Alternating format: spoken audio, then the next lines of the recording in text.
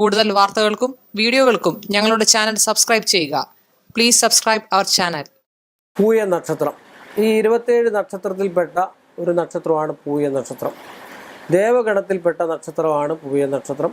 കർക്കിടക കൂറിൽ ജനിച്ചവരാണ് പൂയ നക്ഷത്രത്തിൽപ്പെട്ട ആൾക്കാർ. പൂയ നക്ഷത്രത്തിൽപ്പെട്ട ആൾക്കാർ മിക്കവാറും ഉള്ള ആൾക്കാർ പരോപകാരികളായിരിക്കുന്ന ആൾക്കാരാണ് സാധാരണ പൂയ നക്ഷത്രത്തിൽ പെട്ട ആൾക്കാർ. പൂയ നക്ഷത്രത്തിൻ്റെ മൃഗം എന്ന് പറഞ്ഞാൽ ആടാണ്.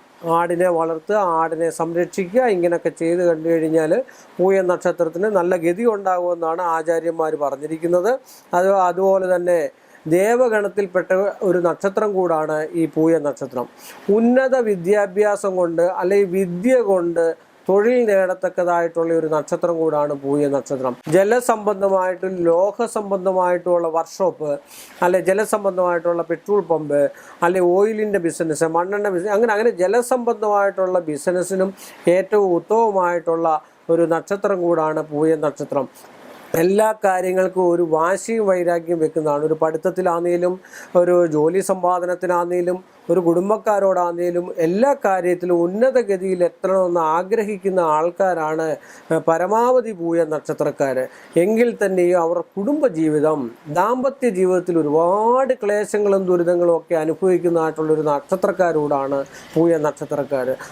അതാത് പൂയ നക്ഷത്രക്കാർ ജനിച്ച സമയമനുസരിച്ച് അതിൻ്റേതായിട്ടുള്ള ദേവതകളെയും പിഴച്ചു നിൽക്കുന്നതായിട്ടുള്ള ഗ്രഹങ്ങൾക്കുമുള്ള പരിഹാരം ചെയ്ത് കണ്ടു കഴിഞ്ഞാൽ അവരുടെ ദാമ്പത്യ ബന്ധങ്ങൾക്കും കുടുംബജീവിതത്തിനും ഒലച്ചിലില്ലാതെ മുന്നോട്ട് പോകുവാനായിട്ട് പൂയ നക്ഷത്രക്കാർക്ക് കഴിയുന്നതാണ്.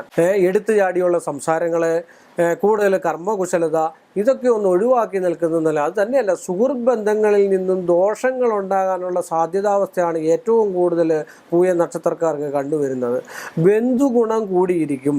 ബന്ധുവിൽ നിന്നും നമ്മൾ ഉദ്ദേശിക്കാത്ത പ്രതിഫലങ്ങൾ നമുക്ക് ലഭിക്കാൻ സാധ്യതയുള്ള ഒരു നക്ഷത്രം കൂടാണ് പൂയ നക്ഷത്രം. കർക്കിടക കൂറിൽപ്പെട്ട നക്ഷത്രമാണ്. കർക്കിടകം എന്ന് പറഞ്ഞാൽ തന്നെ ഞണ്ടാണ്.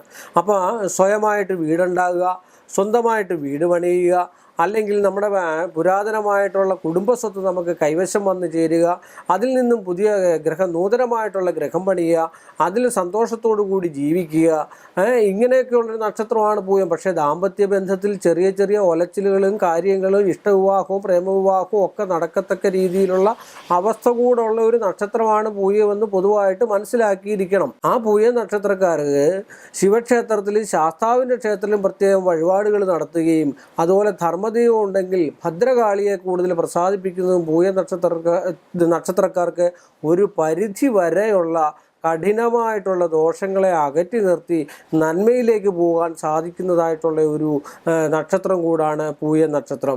പൂയ നക്ഷത്രം ജന്തുക്കൾ എന്ന് പറഞ്ഞാൽ നമ്മൾ പക്ഷിമൃഗാദികളെയൊക്കെ വളർത്തുന്നത് ഏറ്റവും നല്ലതായിരിക്കും.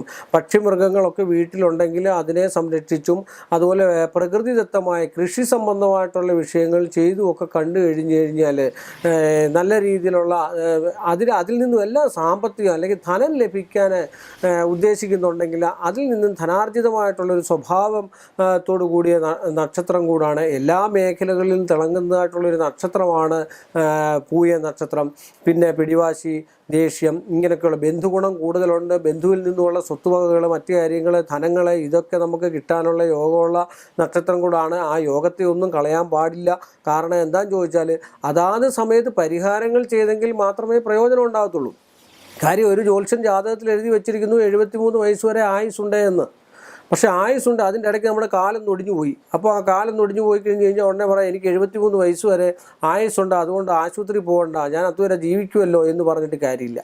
അപ്പോൾ നമ്മൾ ആശുപത്രി പോയെങ്കിലേ പറ്റുള്ളൂ. ആശുപത്രി പോയി ആ കാല് ശരിയാക്കിയെങ്കിലേ പറ്റുള്ളൂ എന്ന് പറഞ്ഞ പോലാണ് നമ്മൾ ക്ഷേത്രങ്ങളും പള്ളികളും ഒക്കെ പണിത് വെച്ചിരിക്കുന്നത്. എന്തിനാണെന്ന് ചോദിച്ചു കഴിഞ്ഞാൽ ഇതുപോലെ ദുഷ്കൃതമായിട്ടുള്ള ദോഷകരമായിട്ടുള്ള പ്രവൃത്തികളും മറ്റു കാര്യങ്ങളും ഒക്കെ നമുക്ക് വരുമ്പോൾ നമുക്ക് അഭയം പ്രാപിക്കാനും ഒന്ന് പ്രാർത്ഥിക്കാനും മനസ്സിന് പോസിറ്റീവ് എനർജി സൗഖ്യം ഉണ്ടാകാനും നമ്മുടെ ശരീരവും മനസ്സും ഒക്കെ ഒന്ന് ശുദ്ധമായി ശത്രുതാവസ്ഥ, മറ്റു കാര്യങ്ങളെ വിളിച്ചൊല്ലി പ്രാർത്ഥന ഇതൊക്കെ മാറിക്കിട്ടുവാൻ വേണ്ടിയാണ് ക്ഷേത്ര ദർശനവും മന്ത്രങ്ങളും ഒക്കെ ആചാര്യന്മാർ പഴയ കാലം തൊട്ടേ പറഞ്ഞു വെച്ചിരിക്കുന്നതായിട്ടുള്ള വിഷയം. അത് ഇന്നത്തെ കാലത്ത് എല്ലാവരും ഉപയോഗിക്കുന്നതുകൊണ്ട് രഹസ്യമായിട്ടും പരസ്യമായിട്ടും ഉപയോഗിക്കുന്ന ആൾക്കാരുണ്ട്. 99% ആൾക്കാരും ഔഷധം, മന്ത്രം ഇതൊക്കെ രഹസ്യമായിട്ട് സൂക്ഷിക്കണമെന്നാണ് പറയുന്നത്. അങ്ങനെ ചെയ്തു പോന്നു കഴിഞ്ഞാൽ പൂയം നക്ഷത്രക്കാർക്ക് ഇപ്പോഴുള്ള ഈ ദുരിതങ്ങളും ദോഷങ്ങളും ഒക്കെ പൊതുവായിട്ടുള്ള സ്വഭാവങ്ങൾ നമ്മൾ തിരിച്ചറിഞ്ഞിട്ട് ആ പൊതുവായിട്ടുള്ള സ്വഭാവത്തിനുള്ള പരിഹാരങ്ങൾ ദേവാലയത്തിലും മറ്റു കാര്യങ്ങളും ഒക്കെ മുൻകൂട്ടി നടത്തി ചെയ്ത് കണ്ടു പോന്നു കഴിഞ്ഞു കഴിഞ്ഞാൽ ഐശ്വര്യവും സമ്പൽ സമൃദ്ധിയും ഒക്കെ ഉണ്ടാകാനുള്ള സാധ്യതയുണ്ട്. പിരിഞ്ഞു നിൽക്കുന്ന ദമ്പതികളുണ്ടെങ്കിൽ അതിനുള്ള പരിഹാരങ്ങൾ ചെയ്ത് നിങ്ങൾ തമ്മിൽ ഒത്തുചേർന്ന് പോകാൻ ശ്രമിക്കുകയാണ് ഏറ്റവും കൂടുതൽ വേണ്ടത്. അല്ലാതെ ദമ്പതിമാർ തമ്മിൽ എന്തെങ്കിലും ഒരു പ്രശ്നമോ ദുരിതമോ ഉണ്ടെങ്കിൽ അങ്ങ് പിരിഞ്ഞു കളയാം, അല്ലെങ്കിൽ അങ്ങ് ഡൈവോഴ്സ് ആയി കളയാം എന്നുള്ള ഉദ്ദേശത്തോട് മുന്നോട്ട് പോകാതെ അതിനുള്ള കാരണം എന്താണെന്ന് കണ്ടുപിടിച്ച് അതിനുള്ള പരിഹാരങ്ങളും അപ്പോൾ മാനുഷികമായിട്ട് നമ്മൾ ചെയ്യേണ്ടതായിട്ടുള്ള പരിഹാരങ്ങളും ദേവാലയത്തിൽ ചെയ്യേണ്ടതും കർമ്മസംബന്ധമായിട്ടും ജ്യോതിഷ സംബന്ധമായിട്ടും ഒക്കെ ചെയ്യേണ്ട പരിഹാരങ്ങളും ഒക്കെ ചെയ്ത് കണ്ടു കഴിഞ്ഞാൽ പൂയം നക്ഷത്രക്കാർക്കും ഐശ്വര്യവും സമ്പൽ സമൃദ്ധിയും ബന്ധുഗുണവും സൽസന്താനങ്ങളും ഒക്കെ ഉണ്ടാകാൻ യോഗമുള്ള ഒരു നക്ഷത്രമാണ് പൂയം നക്ഷത്രം. കൂടുതൽ വാർത്തകൾക്കും വീഡിയോകൾക്കും ഞങ്ങളുടെ ചാനൽ സബ്സ്ക്രൈബ് ചെയ്യുക. Please subscribe our channel.